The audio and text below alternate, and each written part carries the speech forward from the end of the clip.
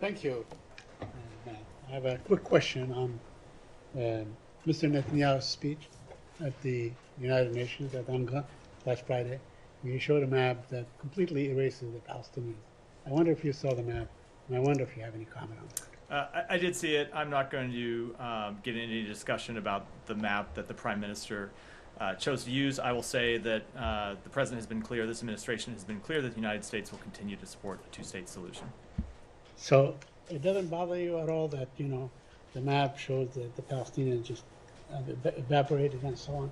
I mean, isn't that like a cause for concern, a cause for saying that's our position, and we stated very strongly there will be no normalization without it, or anything of such, or just maybe a mishap on part of the Prime Minister? I did just state what our position is. In addition to my just stating what our position is, that we support a two-state solution, the President made it clear in his meeting with Prime Minister Netanyahu last week that we continue to support a two-state solution. Well, you mentioned Abbas. Why wasn't there any meeting between the Palestinians? I'm sorry, what was? You just spoke of Abbas, and yeah. Abbas. Why wasn't there any high-level meeting with the Palestinian Authority president? They did not request a meeting with us during the UN General Assembly last week, but we continue to engage with the Palestinian Authority, and we'll continue to do so. Thank you. Oh, if you want to stay on this, I just want to go ahead. Go ahead, Matt. No, Matt, go ahead. Well, I just want to know if you have anything to say about this Molotov cocktail at the Cuba embassy. If you haven't done it already, I'm sorry I was late. No, I haven't. First of all, attacks and threats against diplomatic facilities are unacceptable. We are in contact with Cuban embassy officials, and consistent with our obligations under the Vienna Conventions, the department is committed to the safety and security of diplomatic facilities and the diplomats who work in them. Our State Department's Diplomatic Security Service works closely with law enforcement agencies to protect and maintain the security and safety of foreign missions in the United States, and we are doing that now with respect to this particular attack in coordination with the Washington, D.C. Metropolitan Police Department. Okay, and you don't really have any more information, or do you have any more information about? No, go ahead. Could I go to Nagorno-Karabakh? Sure. The situation there. Obviously, there have been some statements in recent days from the Secretary and from others, but could you comment on the latest that's happened? We've seen a stream of people fleeing, ethnic Armenians fleeing Nagorno-Karabakh. How concerned are you with the situation and the assurances that Azerbaijan has given about allowing ethnic minorities to stay there? Do you take that at face value, or are you confident that that's the case?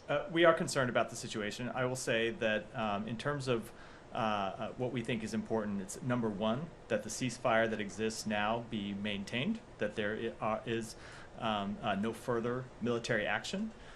Number two, that the humanitarian needs of the people of Nagorno-Karabakh are addressed.